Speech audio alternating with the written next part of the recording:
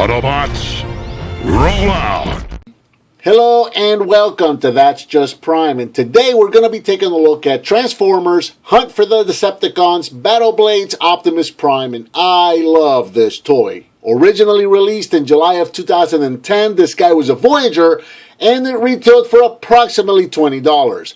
Here in truck mode, it measures approximately 7.5 inches long, and it's about 2.5 inches tall. 3 if you want to go to the top of the smokestacks here. So yes, Prime here is a new mold based on the Leader class toy from the second movie, and it features 2 swords and 2 guns that we're going to be getting into when we get into the robot mode. But one of my favorite of the movie Prime toys, out of all the movie Primes, this is probably one of my favorites. However, this is from a time when buying and transforming a Transformers toy almost required you to have an engineering degree. These guys got really complicated. The transformations were super involved. A lot of kids were having a very difficult time with these toys, and then they were handing them off to their parents, and then their parents couldn't transform them either. So yeah, it was they lost some popularity back then because of that. But if you can handle the transformation on this thing, you know, once you learn it, it's not that terrible. And what you get is you've got a nice size Voyager figure that transforms into a really nice and very fairly accurate, screen accurate representation of that movie Optimus Prime. It's a very cool figure. So let's get right into the transformation. Again, a lot of steps involved into this guy, so we're going to be all over the place here. For starters, let's go ahead and probably start with the legs here. So what we're going to do is we're pretty much just going to split the whole thing in half. So right here at the grill are going to be the whole grill is going to become the feet. So just go ahead and split that off.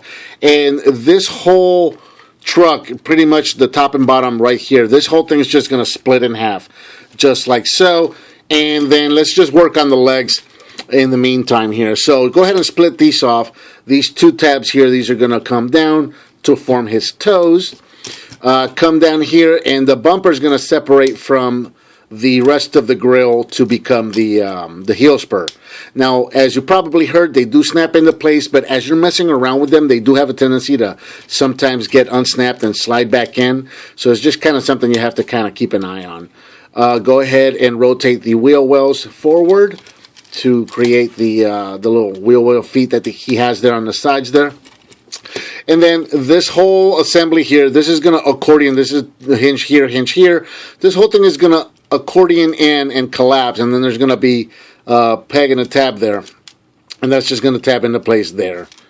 Same thing over here, and that is going to be pretty much the legs done there. This whole thing here where these back wheel wells, just go ahead and there's a hinge there and a hinge there and another hinge down here. So just go ahead and pull this back as far away from him as you can get it, and the whole thing is going to spin around 360 just like so. And then the wheel wells that have the flames on them, these are going to split and elevate away from the other wheel wells. Once you do that, they're going to spin all the way around. And they do have some ridges on the inside right there.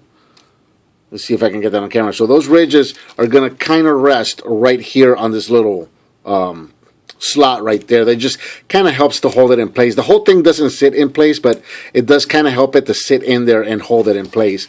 And then you're just going to let it sit there.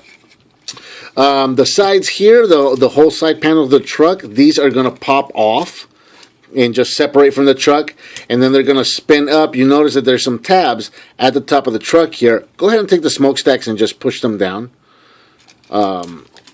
I guess you have to separate the sides first, then you can push the smokestacks down, and then go ahead and push these panels up, and there's going to be a slot. It's kind of hard to see in camera, but there's a slot right there that's going to go into this tab. So when you rotate it up, push it back down, and just slot those sides into the top of the roof there, and that's going to hold steady right there.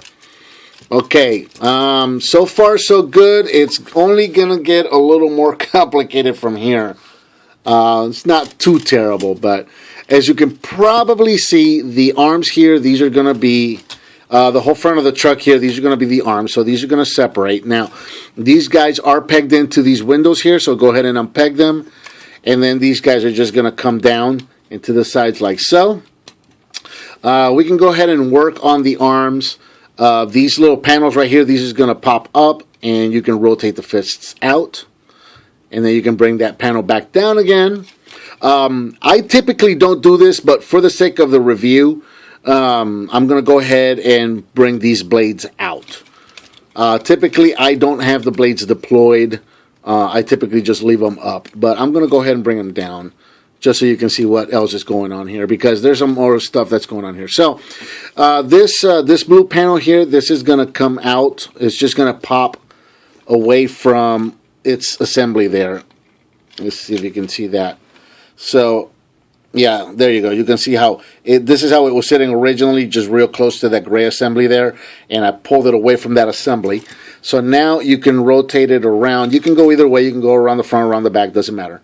Rotate it around, get this gray piece up and out of the way, and then you can rotate this so that this silver cylinder is facing up, and you can push it back in again if you want. And then these red panels that are around the forearm, you can slide these up. These are on a slider, so it's kind of difficult to do here through the camera. So when you slide these up, let me try that again. When you slide these up, they're going to actually pull away from the forearm, like so.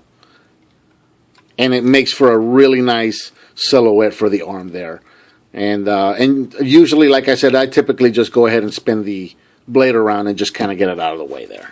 So pretty much the same thing over here. Just get this piece out of the way, spin this around, spin that up, slide the plating up and away from the forearm, and then just spin the blade up and out of the way.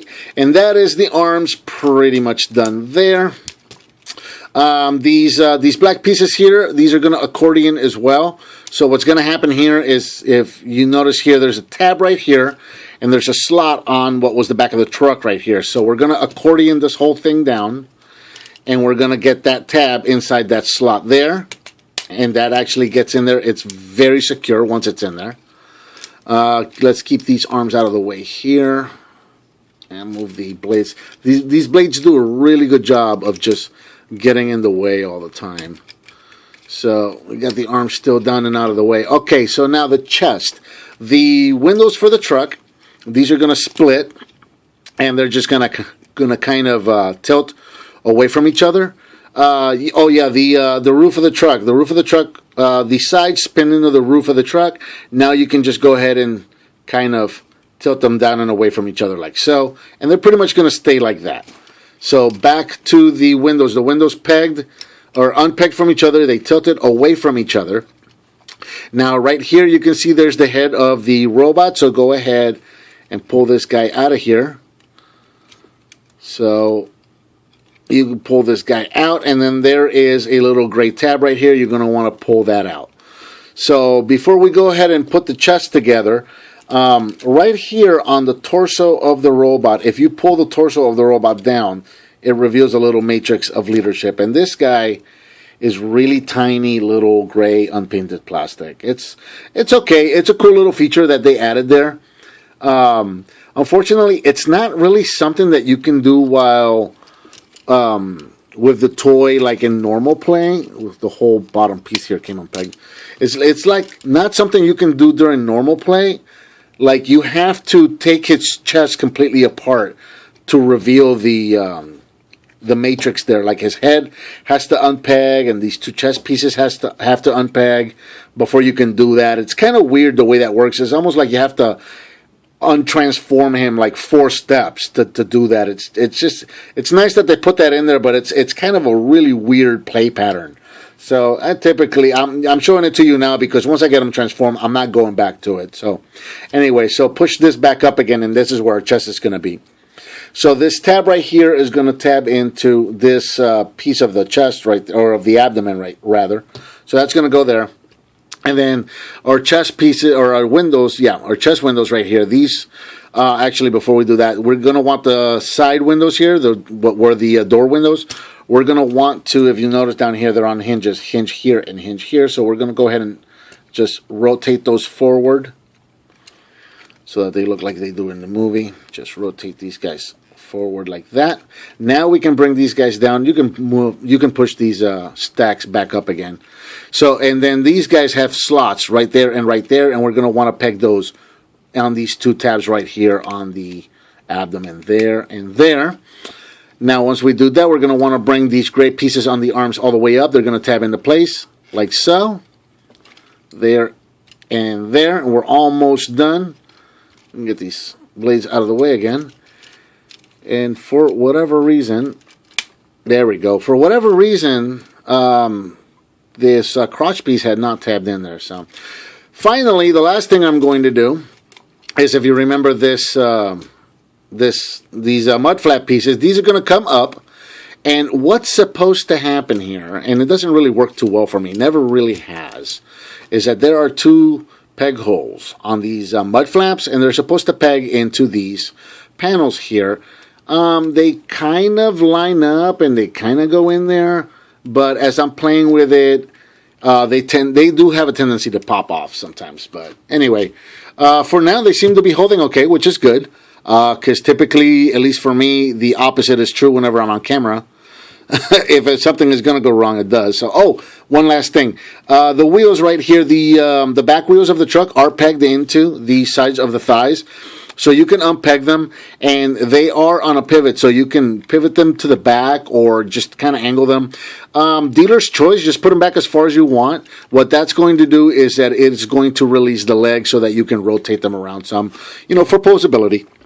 But that is pretty much it. There is Hunt for the Decepticons, Battle Blades, Optimus Prime, and Robot Mode. Let me get him in a good stance right there.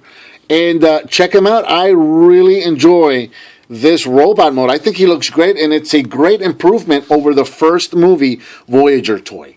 Here in Robot Mode, Optimus stands approximately 7 inches tall. As far as articulation goes, he's got a swivel at the head. He's got a universal joint at the shoulder, so he's got in and out, and he's got a rotation, so he could go all the way around. He's got a rotation right at the bicep. He has a rotation also at the elbow. So it's kind of weird because of this piece that rotates around. It allows you to rotate at the bicep and at the elbow. So you can use one or the other. Doesn't really matter. You do have a bend at the elbow, so it gives you a nice bend right there. No rotation at the wrist, unfortunately, but that's okay. No rotation at the waist. You do have universal joints at the hips right here. You can go in and out just a little bit. You're hindered by the wheels, but you can go forward and backwards. You do have a rotation right there at the thigh. You got a nice bend at the knee. You've got a tilt at the knee as well. So, you could sit down and cross your legs and visit with Jimmy Kimmel, or maybe you can play some soccer or kick somebody's face off, because that's what Optimus does. He does things to faces. Anyway, back to the articulation. Where were we? We've got a tilt right here, pivot at the ankles, and we've also got an ankle tilt side to side. So very nicely articulated, very cool figure. And again, this guy is very much improved over the first movie Voyager, a lot more screen accurate than that first movie figure was. So very cool. And of course, it's the Battle Blades figure, so he's got these little rubber blades on the sides here that can just deploy like so. There's no action feature or anything like that. You just kind of spin them around, and there you go. So there's your Battle Blades right there. And they are soft rubber, so you could actually pull them off of here and it doesn't really hurt anything. I typically just, like I said, I just leave them on and I just kind of rotate them back like so. And that's just kind of the way I have them on my shelf. He's just kind of standing static there. And then I just rotate them back like so, no big deal. And then he's also got a couple of guns, and this is pretty cool. I really like the way this works. So if you come back here, these two tanks, these guys are actually going to come off. These come unpegged from these panels back here. So just bear with me. Yep. So we can get those unpegged, and then we can peg these wheel wells back in place.